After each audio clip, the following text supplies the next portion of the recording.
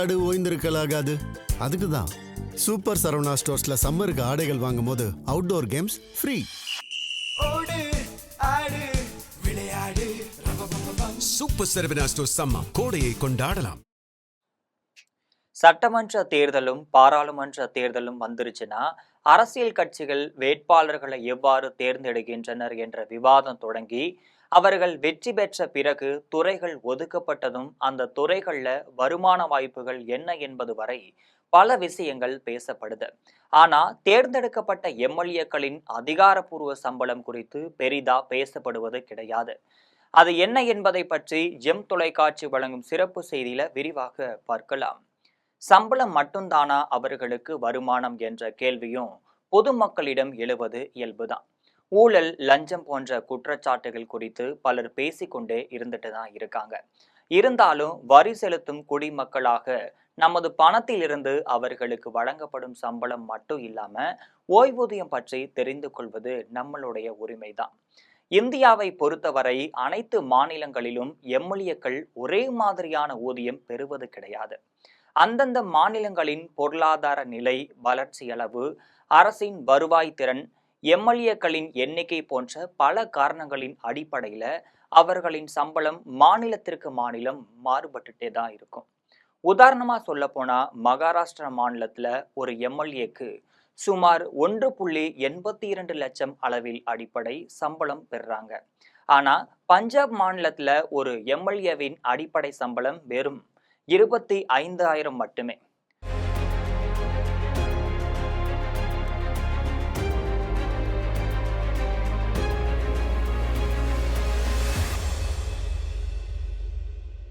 இந்த ஒப்பீட்டை கொண்டு பார்த்தாலே மாநிலங்களுக்கு இடையில் எம்எல்ஏக்களின் ஊதியத்தில் எவ்வளவு பெரிய வேறுபாடு உள்ளது என்பதை எளிதாக புரிந்து கொள்ள முடியுது.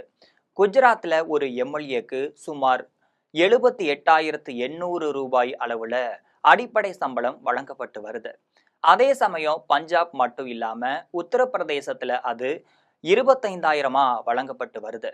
இந்த வேறுபாடு தனிப்பட்ட சில மாநிலங்களுக்கு மட்டுமே அல்லாம இந்தியா முழுவதும் பரவலா காணப்பட்டுட்டு இருக்கு. தமிழகத்தை எடுத்துக்கிட்டோம்னா அடிப்படை சம்பளம் மட்டும் இல்லாம பல்வேறு அலவன்ஸ்கள் சேர்த்து ஒரு எம்எல்ஏக்கு மாதத்திற்கு 1.5 லட்சம் வரை வழங்கப்பட்டு வருது.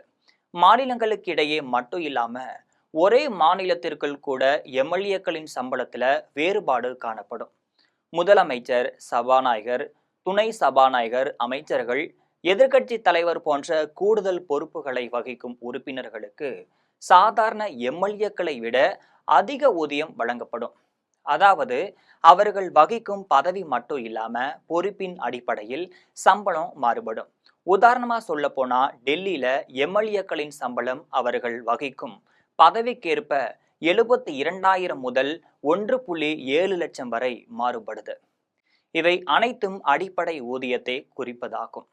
ஆனால் ஒரு அரசு ஊழியர்களுக்கு பல்வேறு அலவன்ஸ்கள் வழங்கப்படுவது போலவே எம்எல்ஏக்களுக்கும் அகவிலைப்படி தொகுதி அலவன்ஸ், அலுவலக செலவுகளுக்கான படி, தொலைபேசி பயன்பாட்டிற்கான தொகை, கணினி பயன்பாட்டுக்கான செலவு போன்ற பல்வேறு சலுகைகள் வழங்கப்படுது.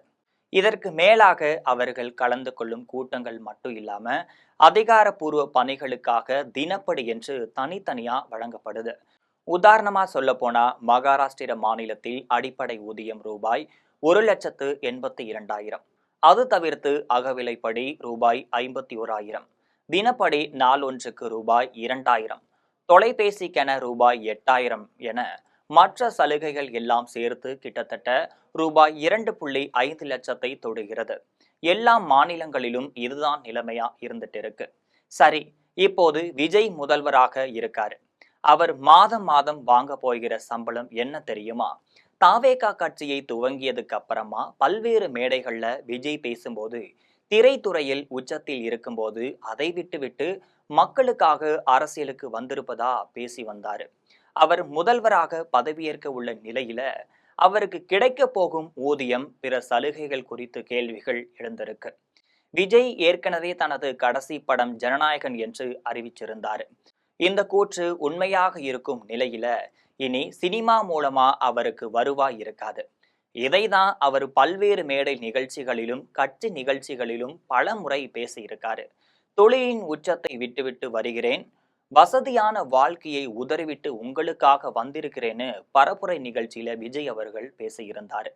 அதே போன்று விஜய் சட்டமன்ற தேர்தலில் போட்டியிடுவதற்கான வேட்புமனுல தாக்கல் செய்த சொத்து விவரங்கள் தனது பெயர்ல ரூபாய் 404.58 கோடிக்கு அசையும் சொத்துக்கள் இருப்பதாகவும், அசையா சொத்துக்களின் நடப்பு சந்தை மதிப்பு ரூபாய் 115.13 கோடி எனவும் தெரிவிக்கப்பட்டிருந்துச்சு. வெளியில ரூபாய் 76 கோடிக்கு கடன் கொடுத்து இருப்பதாகவும் விஜய் தனது வேட்புமனுல பதிவும் செஞ்சிருந்தாரு. சினிமா மூலம் இவ்வளவு நாள் பணம் ஈட்டி வந்த விஜய் இனி முதலமைச்சராக சுமார் 2,05,000 மட்டுமே மாத வருமானம் பெறுவார் என்றாலும் இந்த பதவிக்கென பல்வேறு சலுகைகள் இருக்கு. தமிழக முதல்வருக்கு பதவிகள் உட்பட மாதாந்திர ஊதியமாக சுமார் 2,05,000 வழங்கப்படுவதா 2024ஆம் ஆண்டு திருத்தப்பட்ட அரசாணை குறிப்பிடுகிறது. இவை தவிர்த்து அரசு குடியிருப்பு, முதல்வருக்கான குண்டு துளைக்காத சிறப்பு வாகனங்கள், இஜட்+ பாதுகாப்பு, குடும்ப மருத்துவ காப்பீடு, தொலைத்தொடர்பு வசதிகள், பயண வசதிகள், வீட்டிலும் அலுவலகத்திலும் பணியாற்றுவதற்கான பணியாளர்கள் மட்டும் இல்லாம அவர்களுக்கான ஊதிய செலவுகளை தமிழக அரசே ஏற்குதான். இவற்றோடு முதல்வருக்கு தனி ஹெலிகாப்டர் வழங்குவதுடன் விமான பயண செலவுகளையும் அரசே செலுத்துதான். தமிழக முதல்வருக்கு கிரீன்வேஸ் சாலையில அரசு பங்களா ஒன்று ஒதுக்கப்பட்டிருக்கு. இந்த வீட்டுக்கு வாடகை எதுவுமே செலுத்த தேவை கிடையாதாம். பராமரிப்பு, மின்சாரம், தண்ணீர் கட்டணங்களை அரசே செலுத்திடுமா. ஆனா கடந்த காலத்துல எம்ஜிஆர், ஜெயலலிதா, கருணாநிதி, ஸ்டாலின் போன்ற முதல்வர்கள் தங்கள் சொந்த வீடுகளிலேயே தங்கியிருந்தாங்க. இருப்பினும் அந்த வீடு முதல்வரின் இல்லம் என்ற பெயரிலே எப்போதும் பராமரிக்கப்படுது. முதல்வரின் வாகனங்களுக்கு மாதத்திற்கு 1,00,000 ரூபாய் வரை பெட்ரோல் அலவன்ஸ் வழங்கப்படுது. முதல்வருக்கு 3 கார்கள் தரப்படும். ஓட்டுநருக்கான ஊதியத்தை அரசாங்கமே வழங்கும். மாநில அரசின் சார்பில் உயர் பாதுகாப்பு வழங்கப்படுவதுடன் மத்திய அரசின் சார்பில் இஜட்+ அந்தஸ்துள்ள பாதுகாப்பும் தமிழக முதல்வருக்கு வழங்கப்படும். வெளி மாநிலங்கள், வெளியூர்களுக்கு விமானங்கள்ல முதல்வர் செல்வதற்கு அரசே கட்டணத்தையும் செலுத்தும். அதற்கு படிவங்கள் முறைப்படி நிரப்பி சமர்ப்பிக்கப்பட வேண்டும். இந்த கட்டணம் பிற சாதாரண விமான பயணிகளை விட அதிகமா இருக்கும் அப்படின்னும் அந்த தொகை செலுத்திட்டு அதுக்கப்புறமா அரசிடம் பெற்றுக்கொள்ளலான்னு சொல்லப்படுது. முதல்வர் பயணம் செய்வதற்கு தனியாக ஒரு ஹெலிகாப்டர், விமானங்கள் குழு ஆகியவற்றிற்கும் அதன் எரிபொருள் மட்டும் இல்லாம பராமரிப்புக்கு அரசாங்கமே நிதி ஒதுக்கீடு செய்தான். தனியாருக்கு சொந்தமான அந்த ஹெலிகாப்டருக்கு தமிழக அரசை மாதாந்திர வாடகை செலுத்துதான். அந்த ஹெலிகாப்டர்ல 8 பேர் வரை பயணம் செய்ய முடியுமா. முதல்வர் மட்டும் இல்லாம அவருடைய குடும்பத்தினருக்கு விரிவான மருத்துவ காப்பீடும் தனியா வழங்கப்பட இருக்கு. முதல்வருக்கான தனிப்பட்ட ஊதியம், படித்தொகை, செலவுகள் ஆகியவற்றை தமிழக அரசின் பொதுத்துறை தான் கவனிச்சு கொடுதான்.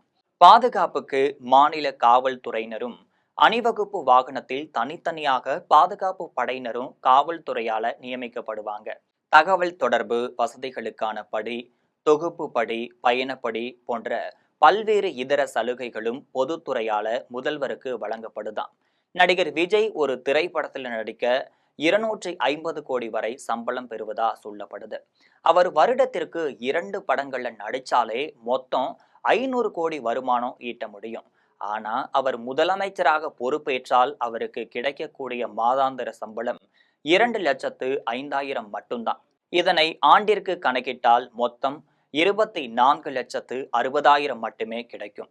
இந்த ஒப்பீடு திரைத்துறையில் கிடைக்கும் வருமானத்திற்கும் அரசியல் பதவியின் அதிகாரப்பூர்வ ஊதியத்திற்கும் இடையிலான பெரும் வித்தியாசத்தை தெளிவாக வெளிப்படுத்தி இருக்கு.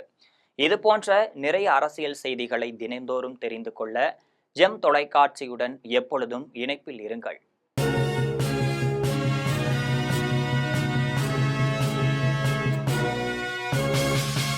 விளையாடு ஓய்ந்திருக்கலாகாது. அதுக்கு தான் சூப்பர் சரவணா ஸ்டோர்ஸ்ல சம்மருக்கு ஆடைகள் வாங்கும் போது அவுட்டோர் கேம்ஸ் ஃப்ரீ.